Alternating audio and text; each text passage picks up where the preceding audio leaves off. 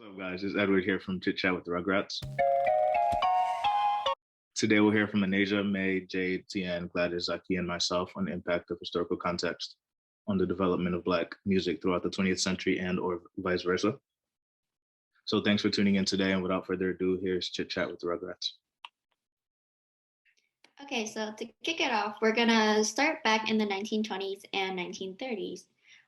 This was considered the jazz age.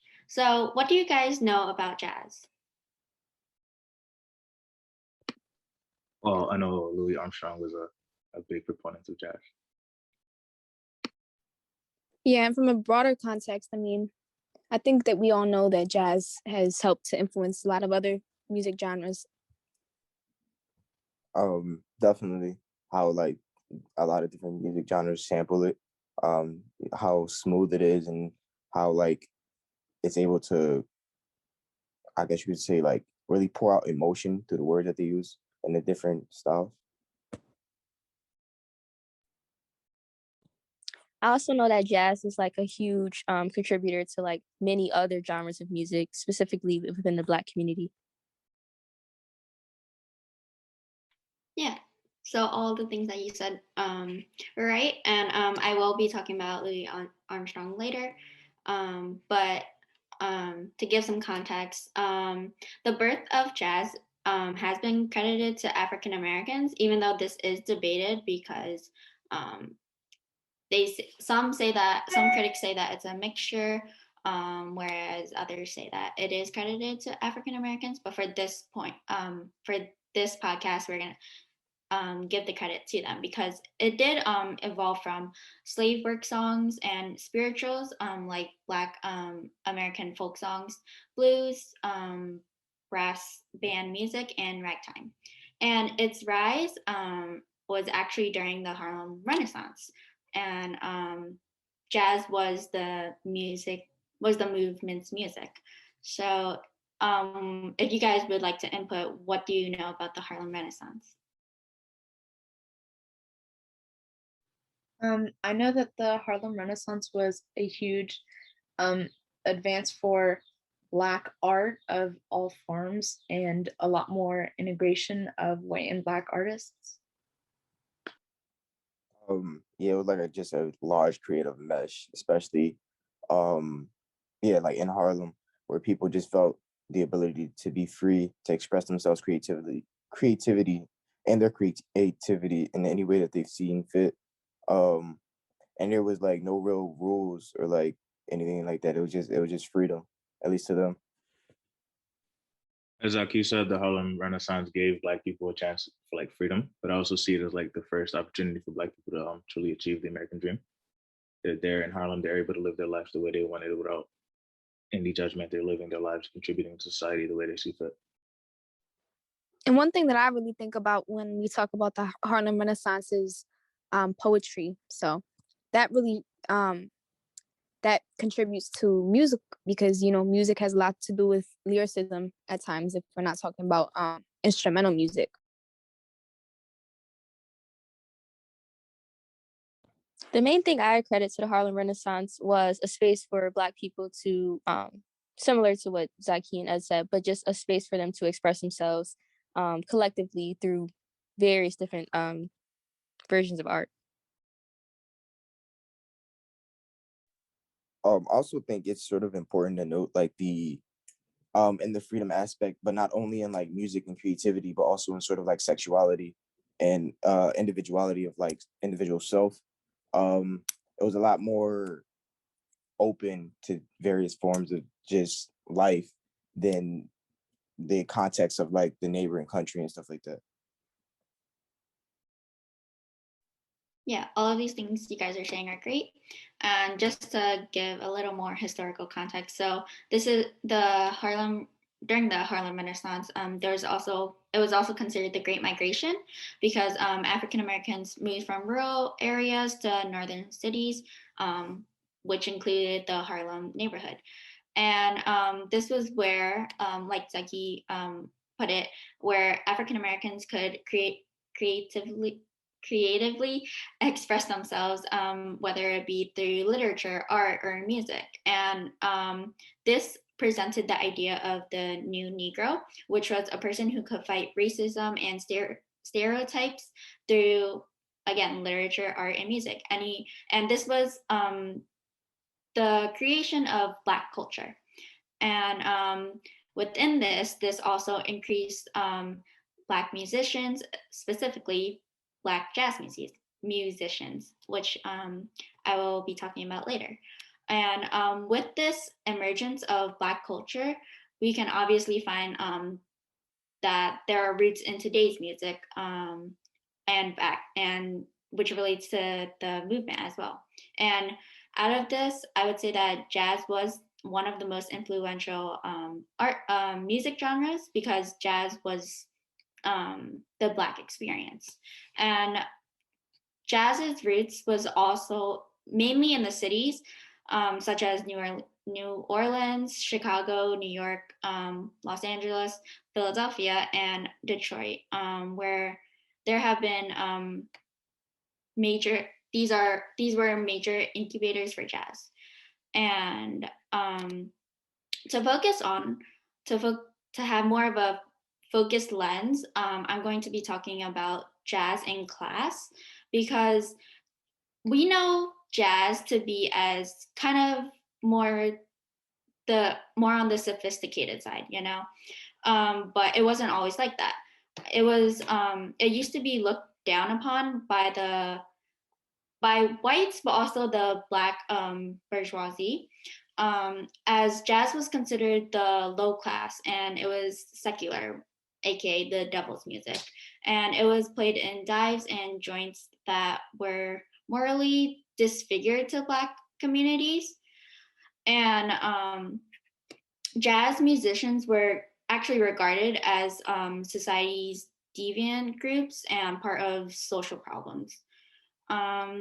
So going more onto this, as jazz started to emerge and become more recognized by actually white Americans, it started to get popularized. And there were opportunities that were given to Black musicians by the radio and recording industries, and popular Black bands were promoted as long as there was a demand for jazz by white Americans. And one of these musicians, like I said earlier, was Louis Armstrong. And what's interesting about him is that he actually started out in poverty. During his childhood, his father left his family, so it was just him, his mom and sister, I believe, and they lived in really, really poor poverty. And throughout his childhood, it was hard on him. But as he was introduced to music, actually, the way that he was introduced was he got into a bit of trouble and then was sent to a home for boys who misbehave, and he was introduced that way. But we can see, and like as we know today, that he is one of the most famously known jazz musicians. He transformed jazz from an ensemble-based music into a soloist art, as you can see through his improvised solo.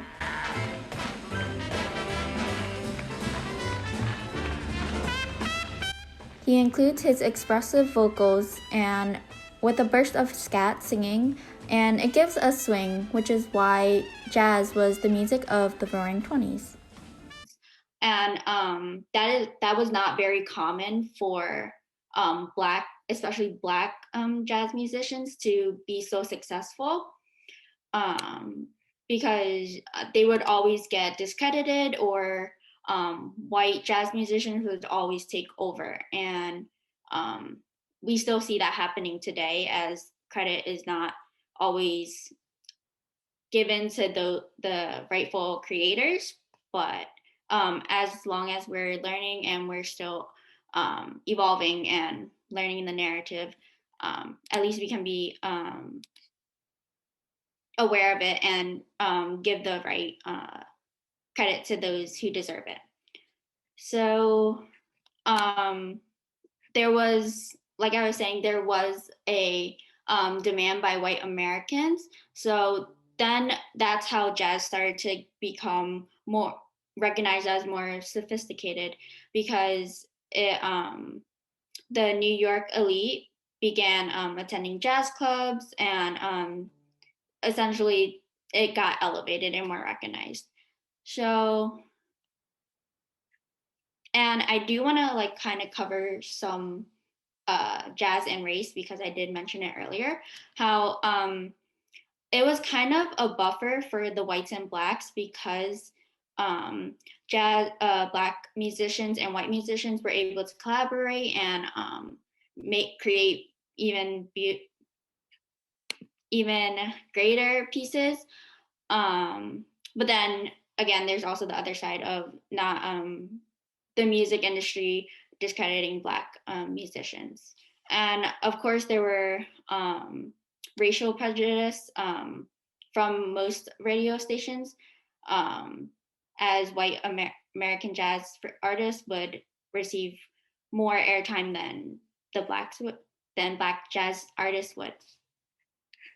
And so to kind of tie it up, so the impact on the Harlem Renaissance on jazz and kind of vice versa was that there was a white market developed, as white Americans wanted more and consumed more. This brought more attention to the literacy and artistic works by African Americans.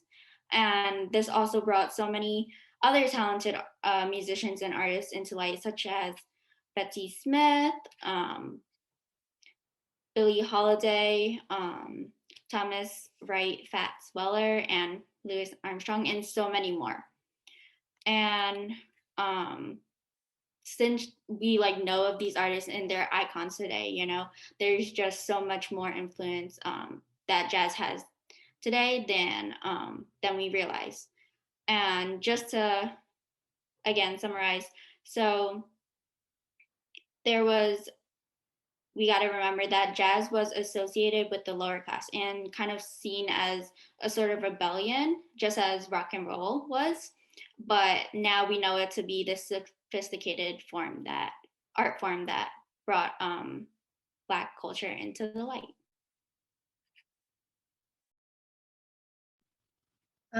Yeah, so I'm gonna talk about rock and roll now.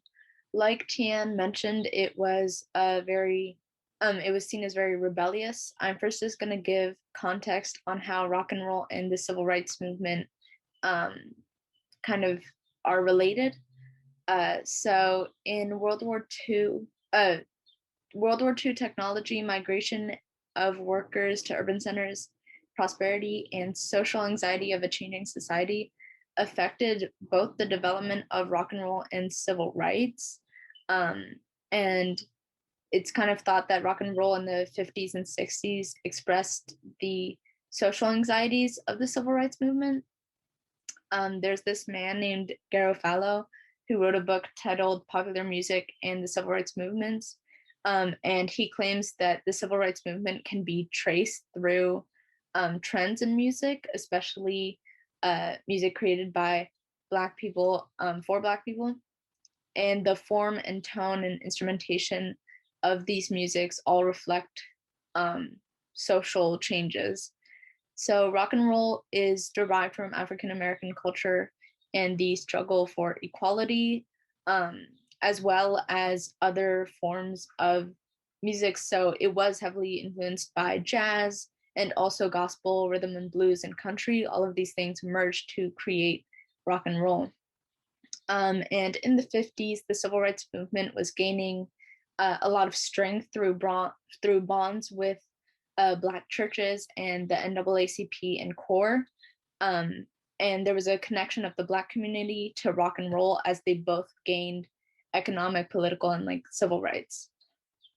So to give more historical context, in the 1950s, there was still a lot of segregation, but the most racially integrated public space in Connecticut was rock and roll concerts at Hartford State Theater.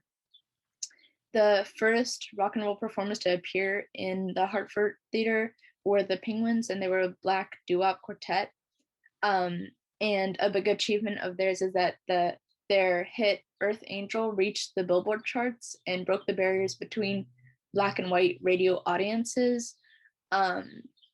And performers like Bo Diddley, Etta James, Fats Domino, and just a lot of Black performers all performed along white acts like Bill Haley and his Commons, Jerry Lee Lewis, and Buddy Holly, all within the same billing.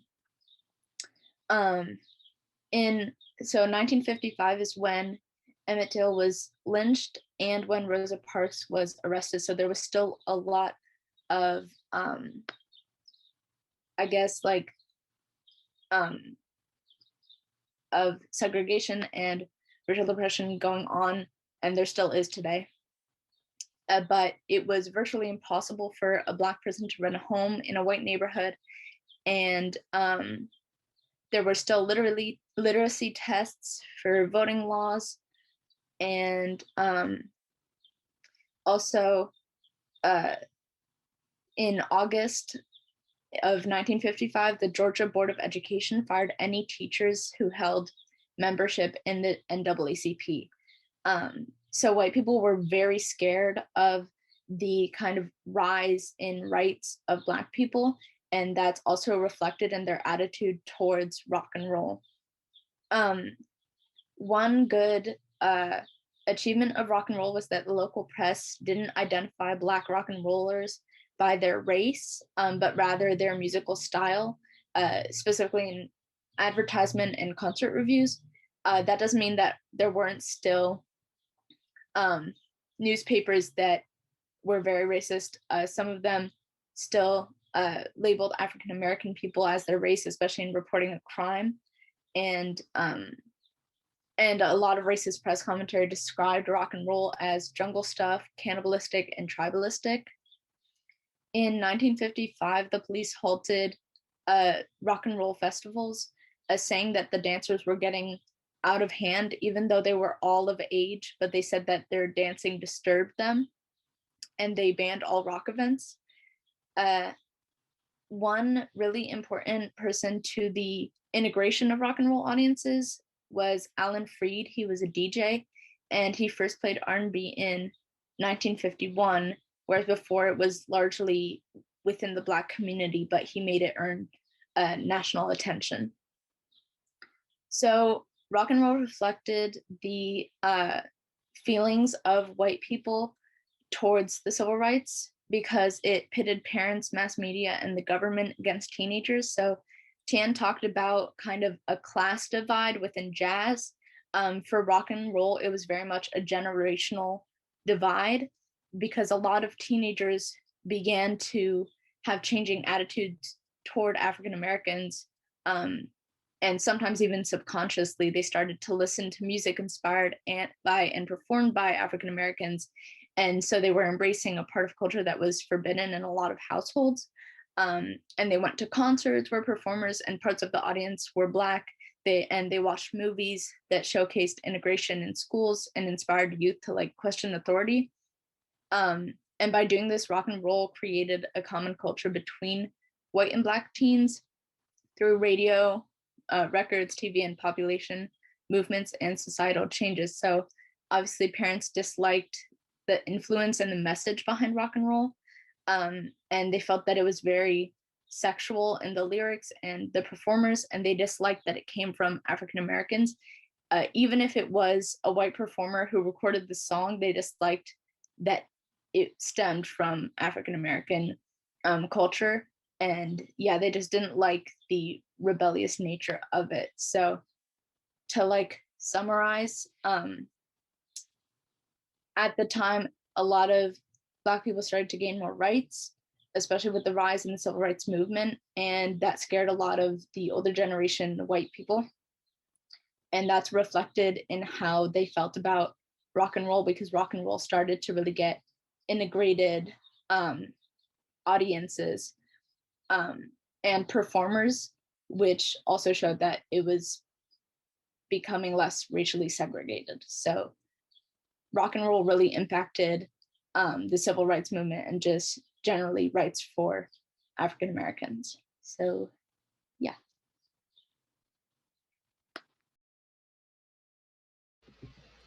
Now we move on to Motown in the 60s, which is kind of sort of similar to rock and roll in the sense that it's a whole bunch of different genres mixed together under this one umbrella. Except Motown isn't really like a specific genre per se, but a record company. It was founded in Detroit in 1959 by a man named Berry Gordy Jr. So, like I was saying, the Motown sound is mainly R&B with a whole bunch of other underlayings incorporated in, like soul, blues, jazz. It's really kind of the whole package just shoved in there. But Gordy had a whole bunch of well-known names like Stevie Wonder, Marvin Gaye, The Temptations, and a whole bunch of other people under this company and making music for him. But in the beginning, he didn't release any albums or songs with pictures of the people performing them because they were all African American, and he feared that Black artists would be rejected, which is kind of sad, but honestly pretty true. Luckily, Motown was kind of birthed in the midst of the civil rights movement, so it was easy for this Black owned and Black filled in the sense that a whole bunch of Black people were working under Motown. It was a good chance for them to get big and get well known. And Motown wasn't directly connected to the civil rights movement. Like they wouldn't outright be like, oh, we're supporting. But the civil rights movement did help them grow and spread further out and become more popular because that was just the nature of the civil rights movement. Anything that had to do with liberating Black people, Black artists, it just made sense that Motown would be part of that whole movement. But then we have a little thing in 1967 where Motown kind of takes a big turn. So the Detroit riots.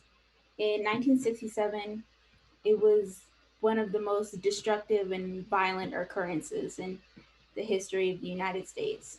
It started because of a police raid at an after hours unlicensed club and ended with thousands of people arrested, over 1,000 people injured, hundreds of buildings destroyed, and over 40 people deceased. The riots were a catalyst for many other uprisings in different places around the country. And while the riots kind of divided Black people and white people in the sense that Black people were afraid that, or white people were afraid that Black people would go and destroy more and try to fight for their liberation.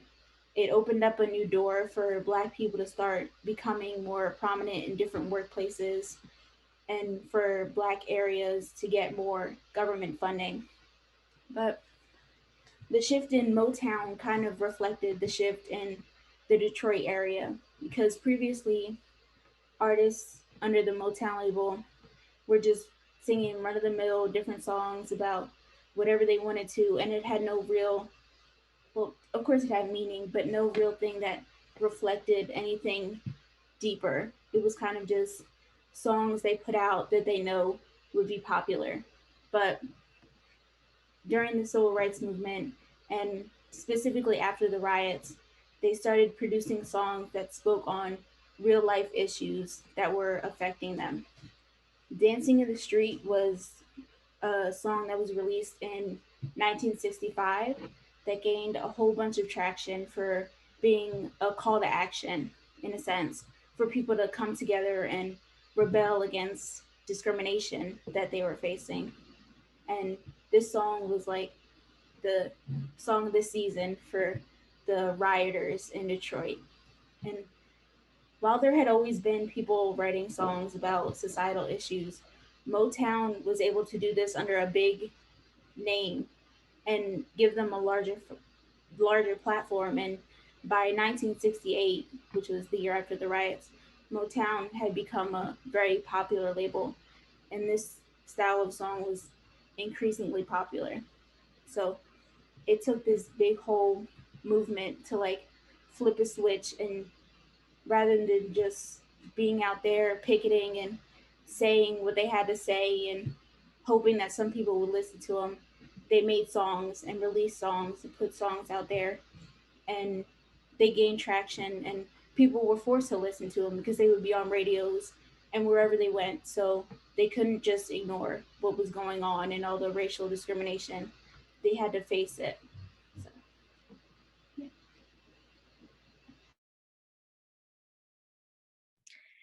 It's so interesting that Jay's talking about the Motown sound, because going into the 70s, a lot of the popular Black music at the time really derived from that era in the 60s that came out of the label.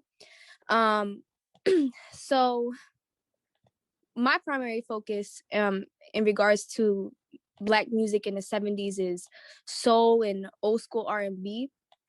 And I think everyone already understands the historical context of what was going on in the 70s in the United States, considering that the civil rights movement had already ended pretty much in the 60s, the late 60s. And going into the 70s, you know, it's this new era in which we're dealing with the aftermath of the civil rights movement and this progression of a lot of different social movements. But in this case, we'll be talking about, you know, the Black Power movement of the 70s. And basically, it was a time in which there was just this call for further racial equality, more racial unrest, and these gross racial stereotypes that had been permeating American society for decades. And just the response that came from Black music, specifically soul music, it really was just very reflective of the unrest and the emotion and Black music at this time was just a way of expressing a lot of suffering and emotions and dissatisfaction with the state of the United States at the time in regards to race relations. So I wanted to just talk a little bit about two artists that they had the run in the 60s as well, but in the 70s they made some of their greatest hits. So Jay talked about Stevie Wonder, and he was a featured artist of Motown. But my main focus with him has to do with the music that he made from his own creative freedom. So in the 60s, he's always worked with the Motown label, but in the 60s, his music was primarily controlled by the higher ups of Motown. So they kind of controlled what type of music went out there. They wrote the songs for him. He has some creative input, but not too much. But in the 70s, that changed. And he had a lot of his own creative freedom in terms of songwriting and musical composition. And he was making his own albums. And while these aspects of his music were previously controlled by Motown in the 70s, that wasn't necessarily the case. And once he had that creative freedom, he was able to use his music to advocate for racial equality, and other social issues that were a major topic of discussion in that time frame. So just some albums that he came out with at the time, like Inner Visions, and one of the most critically acclaimed albums of all time, Songs in the Key of Life. It really has to do, you can really look at the music and see a lot of relevant lyrics that have to do with the experiences of Black Americans at the time. One of his songs from his album in the early 70s, Inner Visions, Living for the City, which talks about the Black experience in an urban community and the, what would you call it, the issues and the barriers that are faced and were faced by Black Americans in the 70s in the urban community. Other songs in his feature album, Songs in the Key of Life, have to do with just this call for unity and equality, which is very relevant. And it just really spoke for a lot of Black Americans at the time. This positive music, this music that talked about hard issues, deep wounds within the community, but also had a unifying message at the end of the day. And it's just music that stirs discussion and change and just ultimately pushes society to be better. And another artist who was very relevant was Marvin Gaye, who Jade also mentioned. And in 1971, when he released What's Going On, it was a very monumental album. It was a concept album, meaning that most of the songs on the album segued into the next, and it's been categorized as a song cycle, so it's kind of telling a story. And it was established from the point of view of a Vietnam veteran returning to his home country, that being United States, to witness hatred, suffering, injustice. And the lyrics, they just explore themes of drug abuse, poverty, and the Vietnam War. And Marvin Gaye, he said that looking at the events of the Vietnam War, he could really connect with the events that were going on, because he related it to his experience as a Black man in the United States. So just this focus on how music and lyricism, how the music and lyricism of old school R&B and soul music, how it was really reflective of the state of the United States in terms of a lot of social movements, specifically the Black Power movement that was unfolding in the 1970s.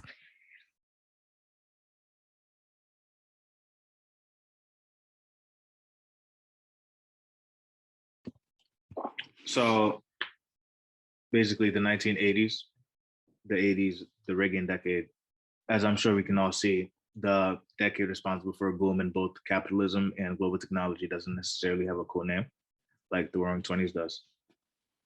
A decade best known for the Harlem Renaissance, the birth of jazz, and years of economic prosperity, in my opinion, could never be topped by the 1980s.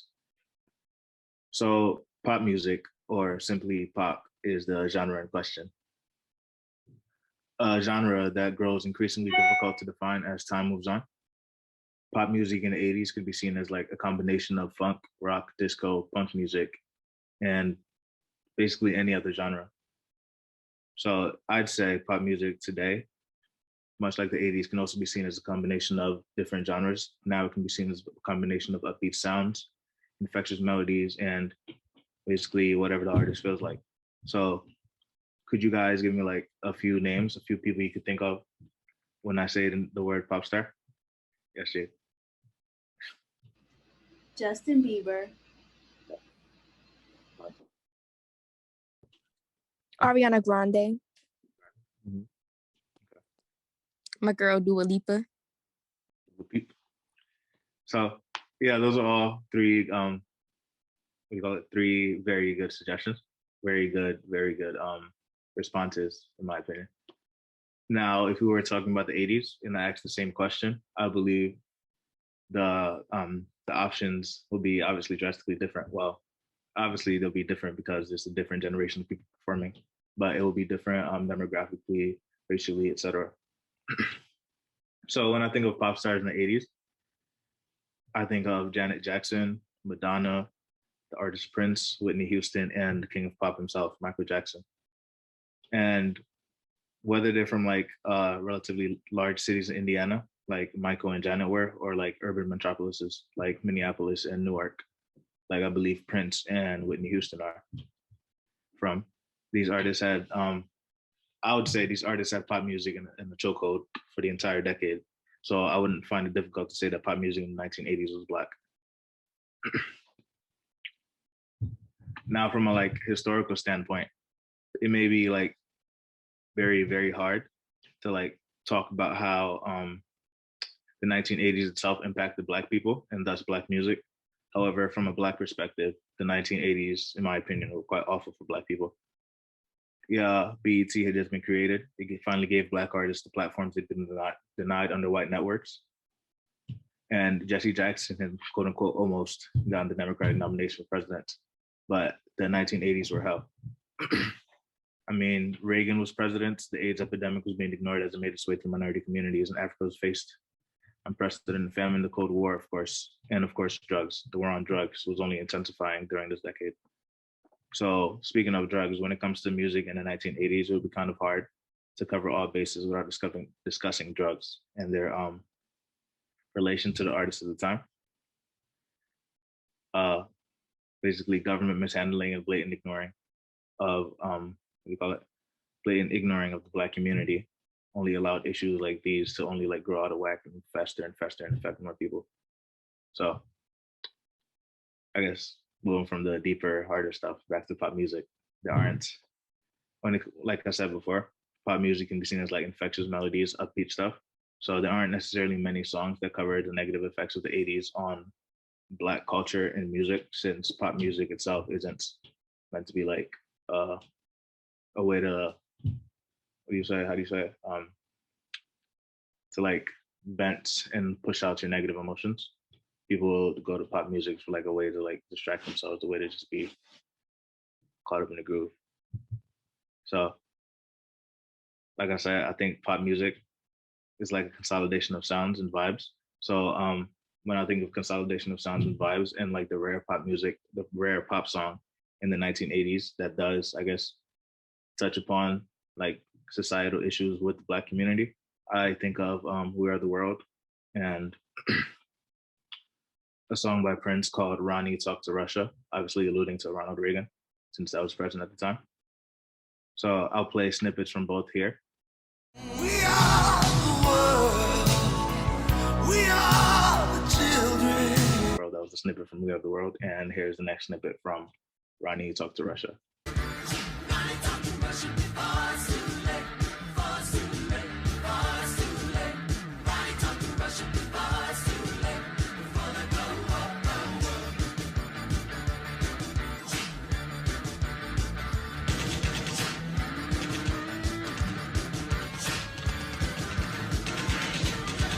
Go to the zoo, but they can't figure real us. Can't figure real us. Left figure real. So, like I said, I was Ronnie Talk to Russia. As we can see, we can, well, not see, as we can hear, Prince is basically drawing on his emotions to, I guess, send a message directly to the president. He's a popular artist at the time, and I guess in today's day and age, that artist will be listened to. But back to the 80s, I guess. So both of those songs are written and produced by African Americans. Where the World was written by Michael Jackson and produced by Quincy Richards, I believe. And what was the song? Ronnie Talk to Russia, obviously was produced by Prince and written by Prince, I guess, and performed by Prince too. So within those songs, they shared their dissatisfaction with the world and no doubt drew on the struggles and challenges facing their people. They drew on the struggles and challenges facing the Black community in a way to like show that even though they are these successful artists, they still are affected by Black issues because first and foremost, they are Black. First and foremost, they are Black men and Black community and stuff. So as we other genres of the decade, like the one that follows me, would prove good sources of evidence of life in the Black community and how it was represented through music. So we're moving on to hip hop now. Yeah, as Ed said, pop music was more of the positive side of the Black community in the way that they expressed themselves, whereas hip hop that emerged in the 1970s with influence from Jamaica through the founding by a young 17-year-old by the name of DJ Kool Herc and key other influencers such as Grandmaster Flash, um, who used the beats of pop music. They were called the breaks at the time, where it was the sound between the lyrics that was being sang and the next chorus, and a repetitive sort of cycle of just that beat. And they found a way to use that beat to express themselves through their lyrical ways, since well, they couldn't sing. So they felt like they had to find another way to, one, express themselves, but do it in a creative manner that just sounded good and that people could relate to. Um, and the key sort of factor and why it was developed was simply to bring people together. Since during the 1980s, there was a lot of violence going around, a lot of gang sort of behavior, especially towards the mid 80s when the crack epidemic hit New York. Um, it it greatly it was used as a force to try to bring people together as a community and try to stop the violence. Um, the first sort of song that would truly speak on the realities of inner city life, of the poverty that's, minority Black communities and just we're going through, would be The Message by Grandmaster Flash, one of the key founders of hip hop. Um, and it just spoke on the poverty. It spoke on the racism that was felt every day. It mentions like rats and roaches being around everywhere, broken glass. A very key. It's a very, a lot of people don't know sort of the name of the song. They sort of just know the hook because it's it's been used across pop culture and across modern like hip hop influences so long. It says, don't push me because I'm close to the edge. I'm not trying to lose my head." A very, very like iconic line that was, that if anyone heard it, they would know like, oh yeah, like that's an older type of hip hop, but a very sort of meaningful line to the community that it sort of is directed to. Um, and then this song, the message was sort of the first song to be used as exactly what the name is, a message to not only the Black community but to the people outside of the Black community, to what is actually going on within the Black community, and just the harsh realities of having to live in that environment where it's not fair. um and it sort of would be the first sort of song that would hold precedence until sort of the late 80s, where in 1988, NWA all the way across the country, in California, would release the song After Police and their debut tape Straight Outta Compton, where, for one, After Police was sort of the first rap song to, one, call out police and speak on police brutality, which was sort of revolutionary at the time because no one thought that anyone would sort of have the guts to really go against the system that would, so publicly and such in a creative manner, um in a new genre as rap was at the time, and so like in such a provocative manner, um because they held no remorse. Like they spoke on how they felt truly. And it was sort of the go-to rebellion song against governmental structures and institutionalized racism, and just racism in general, like the fact that they had to endure so much as young Black men trying to pursue their career, um throughout trying to like in dealings with the police. And then following that song, the song Fight the Power by Public Enemy became the first known song to sort of once again fight against the structures of institutionalized racism and call for people to do it. Not sort of just mention it, but literally say like, fight the power at B. Let them know that you are no longer standing for what has been sort of in place for so long, with great influences from, the Black Panther movement, the civil rights movement, all the sort of key factors and key people, like not necessarily people, but groups and organizations in history that allow them to sort of have the feeling of such freedom to be able to speak on these problems in such a clear and decisive manner. So all in all, the key factors of just living in such harsh conditions sort of sparked the emergence of hip hop in the 80s as a rebellious sort of movement, as a rebellious sort of genre, but as one of like true creative, I guess you could say, not necessarily rebellion, but individuality against the structure that were oppressing them. Yeah. I like that you mentioned the crack epidemic, actually, because while Zaki talked about like old school hip hop, the same could be said for new school hip hop, because new school hip hop basically emerged from the 1980s into the 1990s. And it aligns with the crack epidemic because same thing with the crack epidemic. It was relevant and introduced in the 80s, and then that also transferred over to the 90s. So with the epidemic, it was a time of social conflicts where urban communities were basically labeled and credited for the outbreak.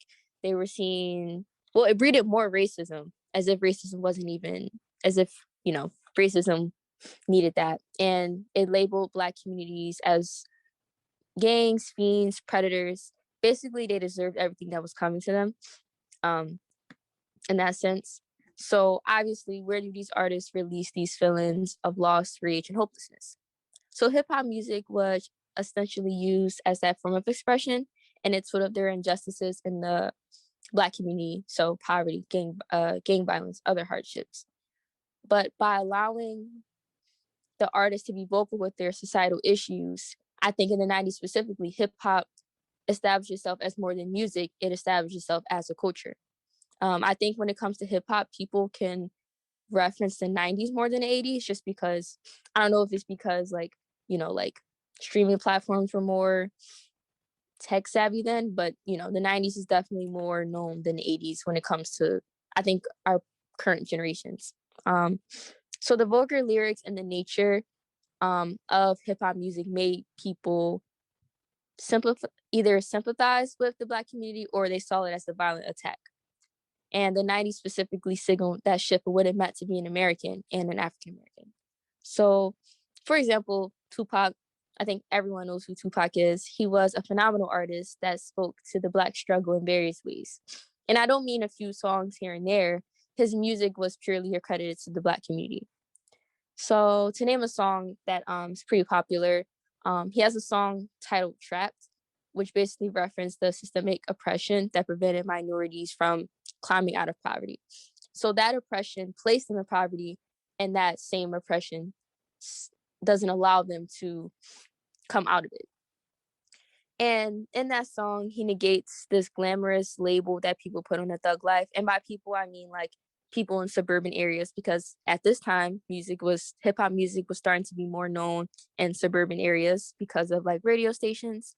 And the song Trap has two meanings. So one, he's trapped in a sense in the environment he was raised in, and then he's also trapped in his own skin.